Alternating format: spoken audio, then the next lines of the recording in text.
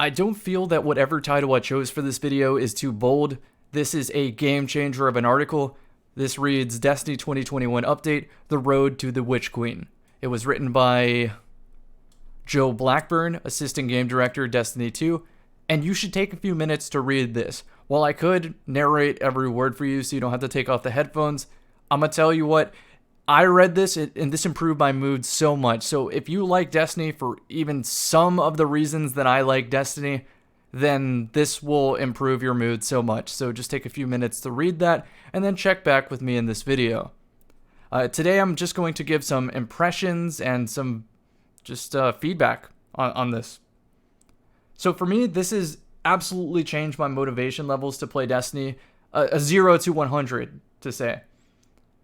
And the main thing is that they're reverting sunsetting. So bye-bye sunsetting. Here's how it changes my motivation. So I'm going to pull up Destiny 2, the game, because this shows exactly what the problem was. So since my gear has an expiration date, and gear takes a long time to obtain because of the random nature, you're only going to spend time obtaining the most powerful meta-defining build possible and not spend time to explore fun builds. Because it takes a long time to get a build. Why would you want to invest in something that when you approach the end game will get dunked on because it's not as obviously bang for your buck strong? I chose Sight and Ramparts because sniper rifles and cheaters were so prevalent, and the fact that they're probably not going away easily means that Sightons is a very safe pick for me. And this is arguably the strongest Sight and Titan build in Destiny 2, and it's only that way because I built it early as possible. I spent a whole season acquiring this stuff because I knew that I would use it every day until it expires. I also have an alt build that shows Heart of Inmost Light with very, very devastating stat splits as well. I would argue on some maps this is an even better build, and this one didn't take that long because it still used the same really incredible boots. Let's take a look at my Hunter. This one's going to surprise you. I made the wrong meta call on the Hunter. I had initially went with Frosties because I thought the cooldowns on Frosties would make sense with stasis. But what I didn't expect was for the Shatter Dive ability to be so obnoxious in the air.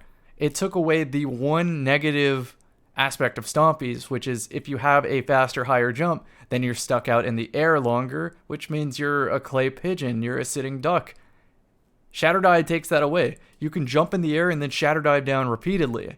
So, although I thought Frosties was the best all-class option, Revenant ended up making every other option redundant because Revenant is that strong, on top of having Shatter Dive, which makes Stompies or Bakris the clear answer.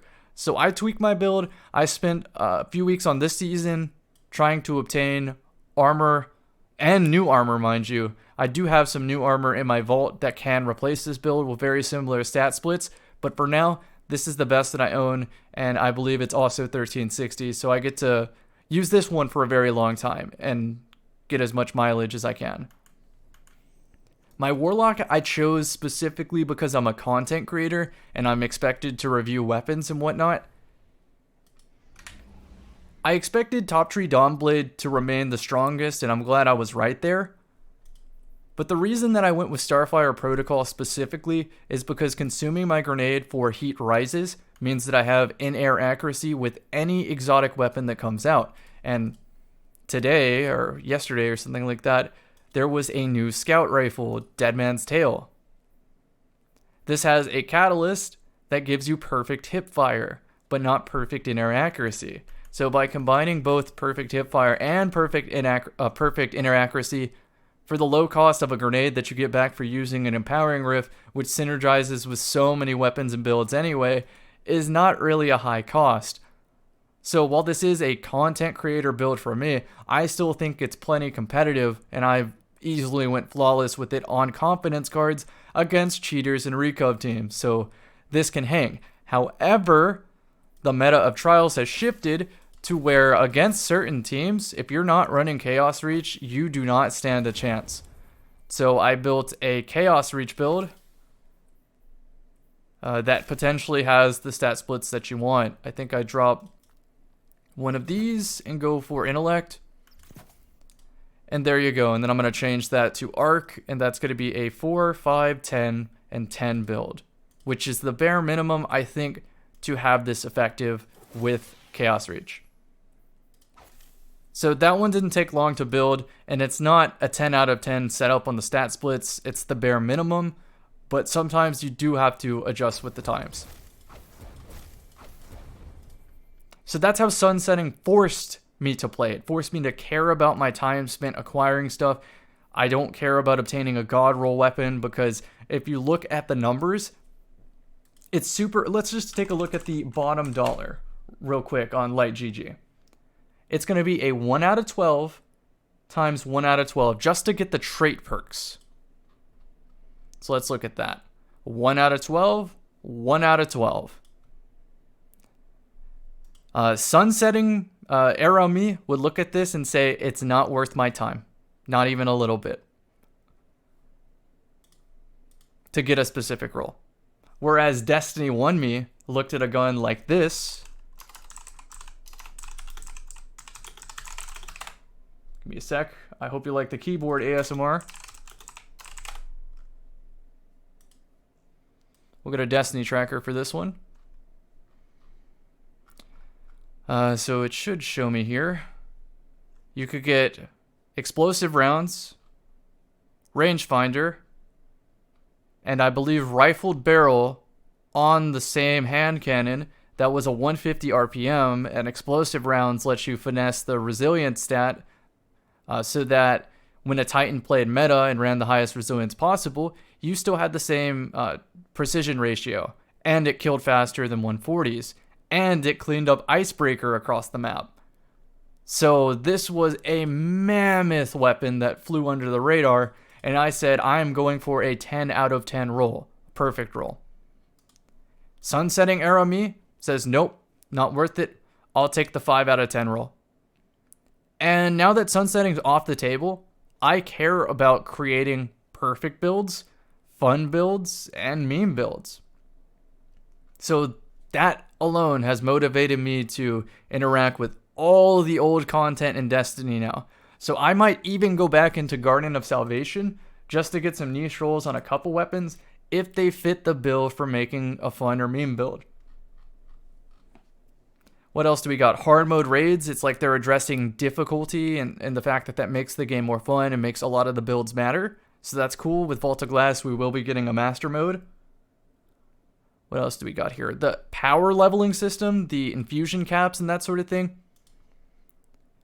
Instead of it being raised by 50 each season, it's only going to be plus 10. But to me, the harder part wasn't getting the original 40 out of 50. Because all you have to do is just play Crucible for a few hours. The hard part is getting the final 10 because it's RNG based. If you look over at my Destiny item manager, you can see how this is the case on my Hunter this week. I started off with 1309s, and the only thing that is not 1310 is my chest. And I did maybe 4, 5, 6 pinnacles without getting a chest to be 1310. So it comes down to RNG at the end of the day to get to maximum power. And I like being at maximum power because I can warrant infusing gear without having to do it twice. Because when you play Iron Banner, there are certain builds that are impossible to use unless you're on or above light level. Next thing is PvP. They're addressing third-person peeking for the first time ever. Since swords were introduced, since emotes were available to be used in Destiny 1, when you played to win, you used a sword hilt. I covered this a lot in Destiny 1. I showed people how to abuse this. I abused it myself. I made videos moving into Destiny 2 talking about various sword glitches and third-person glitches and that kind of thing that cannot be repeated in Destiny 2. One of those glitches didn't make it in, but the rest of third persons did. So I was extremely disappointed. But now that they see that it's an issue and have plans to address it, that makes me very excited about the future of endgame PvP, especially in modes where people want to win over having fun. I think they're also, well, let's look at this. They are tweaking Stasis's power and improving the power of light subclasses that are lacking behind. Exactly what we wanted. I could read all this obvious change stuff, but just assume the stuff that seemed too powerful is getting tuned down, and the stuff that seemed too weak is getting tuned up. You don't have to read the specifics here.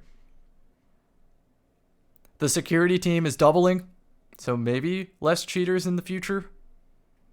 It's not guaranteed by any means, but with crossplay also being a thing, I can see how this is important, and I think you have to search with a PC friend in order to access the PC population, so you can avoid that by playing console only. What else? Trials revamp, if I recall. So improving the health of the Trials matchmaking pool by incentivizing a wider audience to engage. Let me go show you guys a tweet right here. Gonna be another hot tweet by yours truly. Okay, so here we go.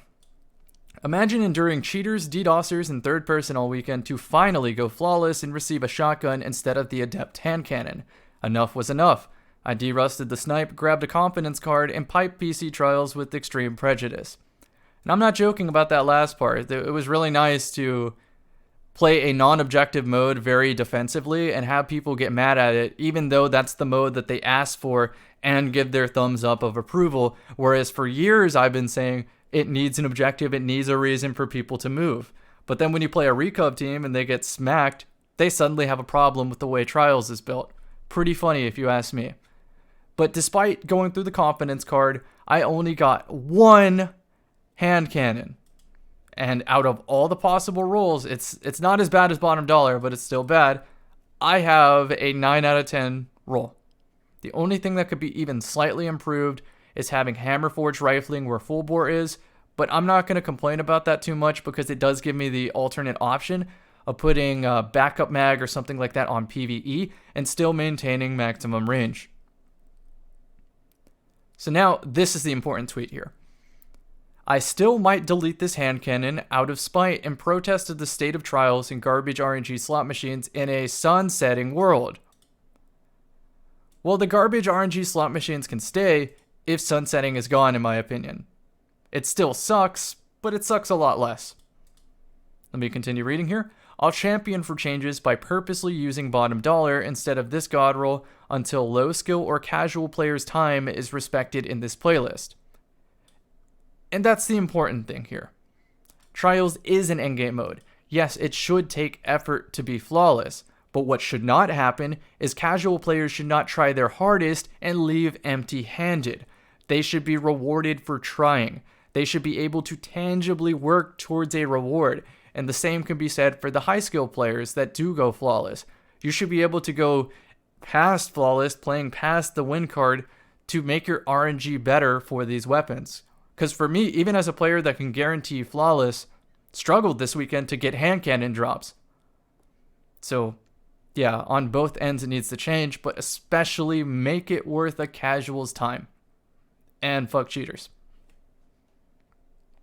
I think that's really it here of things that I'm excited about. I hope that you understand why I am very motivated to play this game again and start making some fun content. I was losing my touch, but I'm not the kind of person that is going to keep putting the same amount of hours into this game and complain about it and bitch and moan and just not enjoy myself. Instead of that, I'm just going to post my constructive criticism and then peace out. And I've done a good job at that. I've been exploring other games and been picking up other PvP games that are actually competitive to fill the void of taking a game seriously and finding enjoyment and improvement. Destiny 2, as it stands right now, is not that, but this update makes it seem like I'm not going to totally be wasting my time if I take my play seriously in the future. And that's exciting. But what's even more exciting than that, to recap, is that sunsetting's gone and now you get some fun content from me. So I'm excited. I hope you guys, my subscribers, are excited. And I also hope that you're equally as excited just to play Destiny, let alone watch Destiny content now. Take care.